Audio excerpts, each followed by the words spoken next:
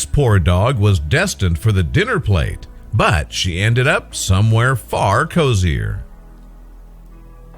Raised for her meat, Harriet the dog didn't seem to know how to be canine. Even after her escape, the adorable pooch struggled to adjust. So when rescuers saw her finally settle into her cozy place, it brought tears to her eyes. In January 2017, a team from the Humane Society International, HSI, was on a mission in South Korea. In the past 2 years, the animal welfare organization has been instrumental in the fight against the dog meat industry. On its expedition to the East Asian country, for instance, the organization visited Pyeongchang County. There in Gangwon Province, the country hosted the 2018 Winter Olympics.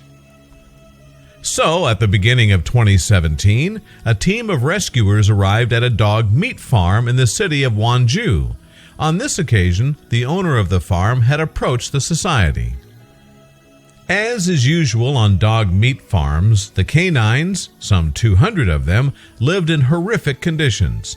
They did have shelter from the elements, but they didn't have anything on the sides to keep out the wind and the snow, said Nash McCutcheon from the Humane Society of Tampa Bay. They had no soft bedding, all crammed in there, the marketing coordinator added. They were basically living in their own filth. Food was thrown in to fatten them up, but with HSI stepping in, the dogs would get a second chance. Often, meat dogs are killed in particularly barbaric ways. In previous years, people would hang or beat the animals to death. However, the efficiency found in electrocuting the dogs has made it the more popular choice. Thankfully, the HSI saved the 200 dogs in Wonju from this terrible and painful fate. It then transported the rescued animals to shelters in the United States, United Kingdom, and Canada. Among those to end up in Florida was Harriet. Sadly, the time the dog had spent at the meat farm had clearly traumatized the little black dog. When she first got here, Harriet was pretty despondent and aloof, McCutcheon explained. However, it didn't take long for little Harriet to come out of her shell. Indeed, after just a week in the shelter, she seemed more confident, and she even started exploring the front end of her kennel, something that many dogs find difficult at the shelter, according to McCutcheon.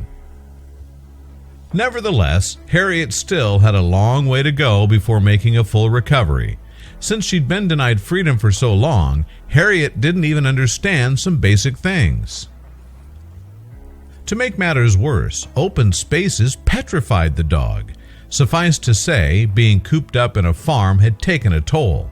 Whenever she was outside, Harriet seemed glued to one spot. She'd stand as still as a statue. However, the staff at the shelter were keen to help Harriet in any way they could. They cared for her every need and worked tirelessly to socialize and reassure her. Menachino had laid out a bright pink and black stripy blanket for Harriet. However, the volunteer manager's thoughtful gesture didn't go as planned. Although the colorful blanket did catch the dog's eye, she seemed reluctant to lie down. It seemed Harriet didn't know how to do the one thing that most dogs take for granted, lying down on a bed. She just stood in the middle of the office on the blanket that I'd laid down, she revealed to the dodo. After a short while, I saw her starting to doze off, standing up. Menchino's video showed Harriet standing just in front of the blanket. She swayed slightly as she fell asleep and eventually woke herself up when she lost her balance.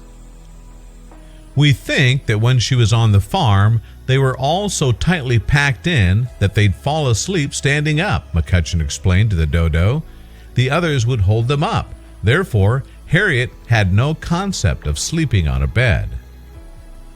However, thanks to Menchino's encouragement, curiosity got the better of Harriet.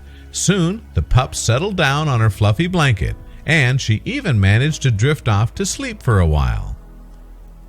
Since that first snooze, Harriet has made more progress. For instance, she's finally confident enough to eat treats out of her handler's hands and has mastered walking on a leash.